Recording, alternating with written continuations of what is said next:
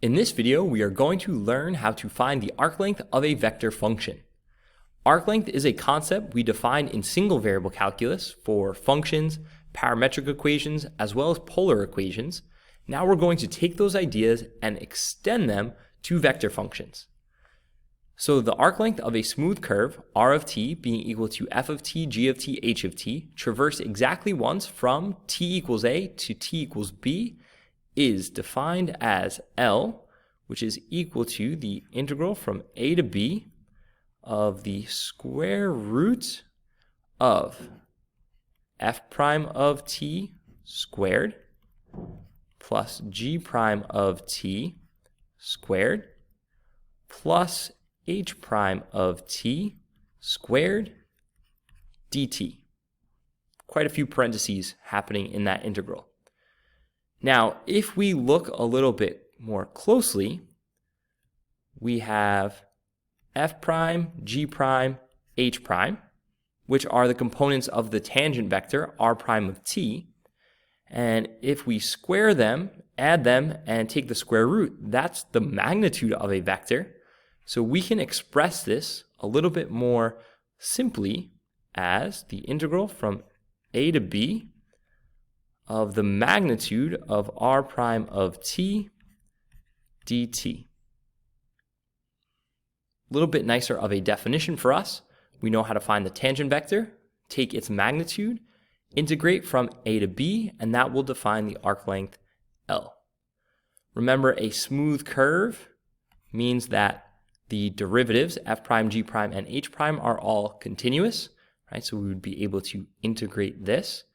And the magnitude of r prime of t, thinking about our motion video, that's speed, right? Speed of a particle. And then we're integrating over some time, right? So we have speed times time, and that's going to be distance, or in this case, arc length. So a couple of notes about arc length. Arc length is independent of parametrization. Dependent of parameterization. Since a curve can be represented using multiple parameterizations, this means the arc length of the same section of curve will be the same each time. Okay, so what that means, right, if we have, let's say, a line and we parameterize it as t or 2t, 2t, 2t. Both of those instances, if we define the same section of line, which will change the bounds of integration for each parameterization, we will get the same arc length. Okay, so that's a nice feature that we don't have to worry about how we parameterize the curve. As long as we're defining the curve appropriately, we're going to get the correct arc length. Arc length can also be defined in any dimension. So 2 dimensions, 3 dimensions are the two that we're going to focus on the most. And again, 2-dimensional arc length is something that we cover in single variable calculus, but we can cover it again with a vector function. It doesn't really change much for us. Our first example, find the arc length of r of t being equal to 3t, 2t minus 1, 4t plus 5 from the point 0, negative 1, 5 to the point 6, 3, 13. So first thing we're going to need is our tangent vector, r prime of t. So that's going to be 3, 2, 4. So this sets us up for the magnitude to work out quite nicely. Right? We have no terms with t in them. So the magnitude of r prime of t is going to be equal to the square root of 3 squared plus 2 squared plus 4 squared. So that's equal to the square root of 9 plus 4 plus 16, square root of 29. Okay, so we are integrating the square root of 29, square root of 29 with respect to t, and then we need our bounds of integration. So we're starting at the point 0, negative 1, 5, but our bounds need to be in terms of t. So this has happened to us before. We need to figure out the value of t, that if we evaluate the vector function, we get the point 0, negative 1, 5. So just by looking, looks like this is going to be t equals 0, right? We'd get 0, -1, 5. And our point 6313, that looks like t is going to be equal to 2, right? 6, 3, 13. Okay, so now we have our t values from our starting point to our terminal point, so 0 to 2. So integration of the square root of 29, pretty straightforward. T times the square root of 29. Now we're going to evaluate it from 0 to 2. So we have 2 times the square root of 29 minus 0, which is just 2 times the square root of 29. So there is our first arc length example. And again, can this get a little bit more complex if there were some t's in our r prime of t vector? Yes, right? And we'll see that later on in the video.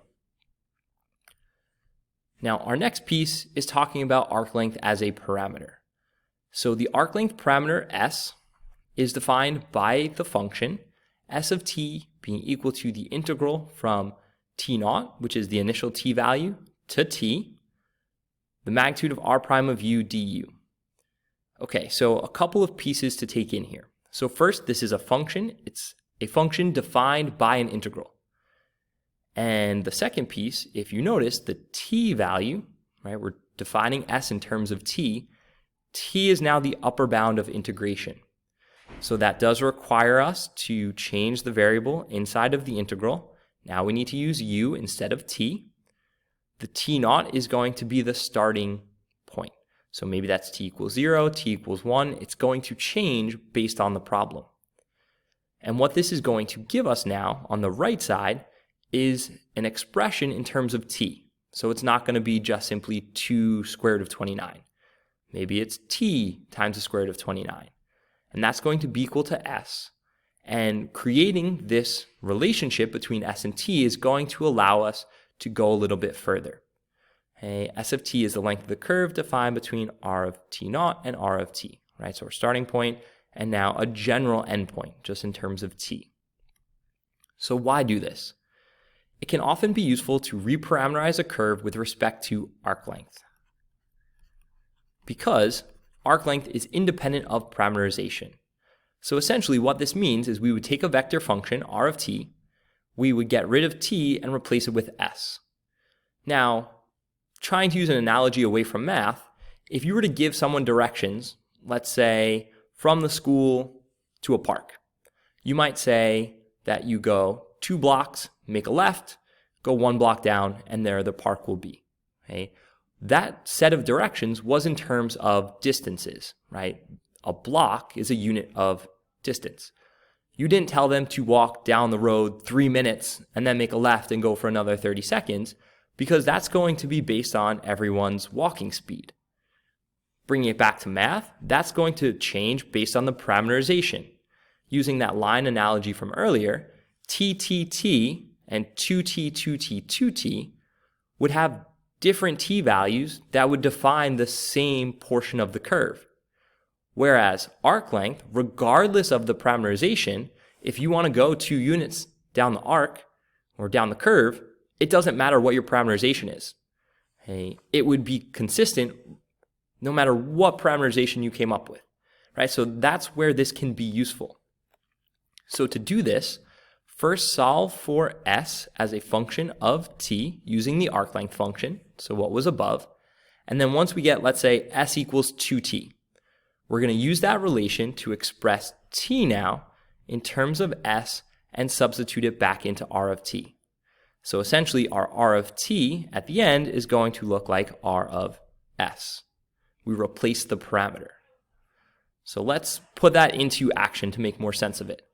So reparameterize the curve r of t being equal to 3t, 2t minus 1, 4t plus 5 from the point 0, -1, 5 in the direction of increasing t. So we're using the same vector function as before and the same initial point just to save us a little bit of effort. So if we recall, r prime of t's magnitude was the square root of 29. This point was defined for t equals 0. So the first thing we need to do is create the arc length function. So that's s now, or s of t, equals the integral from 0 to t square root of 29 du. So in this case, all that changes is the du, but if there were t's in the magnitude of r prime of t, those would also have to be changed over to u's. Again, so we don't have a conflict with the fact that t is now the upper bound of integration. Now we go through our integration the same way, so s is equal to u times the square root of 29 now, evaluated from 0 to t. So now we have s equals t square root of 29 minus 0. So s equals t times the square root of 29, which means t then equals s over the square root of 29. So step 1 was to set up our arc length function, evaluate. Now we have s in terms of t. Then we use that relation, solve for t in terms of s. And then our last step, to actually complete the reparameterization, we need to rewrite this now as r of s, where we replace every t with s over 29, square root of 29 rather. So this is going to be 3s over the square root of 29, 2s over square root of 29 minus 1, and then 4s over the square root of 29 plus 5. So now we have a new vector function whose parameter is based off the arc length, not the parameter t, which we can think of as time. And again, what this would allow us to do, if we look at our follow-up question, find the point on the curve r of t that is 6 units along the curve from 0, -1, 5. So now all we have to do, right, 6 units along, that means s equals 6, since we use this as our initial point. So we want r of 6, plugging into our newly parameterized function in terms of arc length. So that's going to be 18 over the square root of 29, and then 12 over the square root of 29 minus 1, and 24 over the square root of 29 plus 5. And could we find common denominators and combine to make this look like a nicer point? Of course. I don't think it's necessary here, but that is something that we could do, right? Minus square root of 29 over square root of 29 and combine, so it's just one term, and the same thing for the third component there. But remember, that vector output is a point, right? It's the terminal point of the vector, so we've answered the question. There's the point on the curve that we would be at if we went 6 units along the curve starting at 0, -1, 5. Right, so that's the idea of reparameterization. Now let's look at 2 more arc length problems where r prime of t isn't necessarily as nice as it was before. So find the arc length of r of t being equal to 1/2 e to the t, cosine of e to the t, sine of e to the t, on the interval 0 less than or equal to t less than or equal to 1. So first thing, let's find r prime of t. Okay, so that's going to be 1/2 e to the t, and then negative sine e to the t times e to the t by the chain rule, and then cosine e to the t times e to the t, again by the chain rule. So now would be a good opportunity, now that we have r prime established, we make sure our derivative is correct, pause the video, try to finish this problem on your own, see how you do with the algebra and the integration, and then play the video to see if you got it correct. Okay, so hopefully you paused the video and gave this a shot. So magnitude of r prime of t is equal to the square root of 1/2 e to the t squared plus negative e to the t sine e to the t squared plus e to the t cosine of e to the t squared. Okay, that's more annoying than anything. So let's see, if we simplify here, we get the square root of 1/4 e to the 2t plus e to the 2t sine squared of e to the t plus e to the 2t cosine squared of e to the t. All right, so for me, I see that sine squared and cosine squared pop out there. We could factor out the e to the t, e to the 2t rather. So that's just e to the 2t. So now we have the square root of 1/4 e to the 2t plus e to the 2t. So that's going to be a common denominator, 4/4. So square root of 5 e to the 2t over 4. So the e to the 2t and the 4 are perfect squares, so we can take them out of the square root. So that's e to the t square root of 5 over 2. So definitely a little bit more algebra involved in this question. Notice we haven't even integrated yet. All we've done so far is find the tangent vector and then found its magnitude. Now we're at the point where we can actually integrate. So that's going to be the integral from 0 to 1 of e to the t square root of 5 over 2 dt. If it makes it a little easier, we can take out the constant, so square root of 5 over 2, integral from 0 to 1 of e to the t dt. So the nice part after all that work is this integral's not as challenging. Integral of e to the t is just e to the t, evaluated from 0 to 1. So we have square root of 5 over 2, e to the first minus e to the 0 is just 1. So we can leave it like that. We can distribute, right? I don't know, that 1 bothers me. So let's just say square root of 5 over 2, e minus 1. Right? I know it's the same, but for whatever reason, that exponent being there, it's not necessary. All right, let's do one more example where our prime of t gives us a little bit more of a challenge. So find the arc length of r of t being defined as e to the t, e to the negative t, 2 rad t on the interval 0 less than or equal to t less than or equal to 1. So first thing, we have to find that tangent vector. So r prime of t is e to the t, negative e to the negative t, and square root of 2. Now we need to find the magnitude of that vector. So we have the square root of e to the t squared plus e to the negative t squared plus the square root of 2 squared, which is the square root of e to the 2t plus e to the negative 2t plus 2. Now, it's tempting to stop here and go to our integration and try to integrate square root of e to the 2t plus e to the negative 2t plus 2. But we're not going to be able to. We don't have the ability to do that. So we have to dive in a little bit deeper here and do a little more simplification to try to get this being the square root of e to the 2t plus e to the negative 2t plus 2 to a better spot for us to integrate. So the first thing that I see is the negative exponent. So let's rewrite it so that there is no negative exponent. So plus 1 over e to the 2t plus 2. Now, if we can combine these, maybe something happens that would be beneficial for us.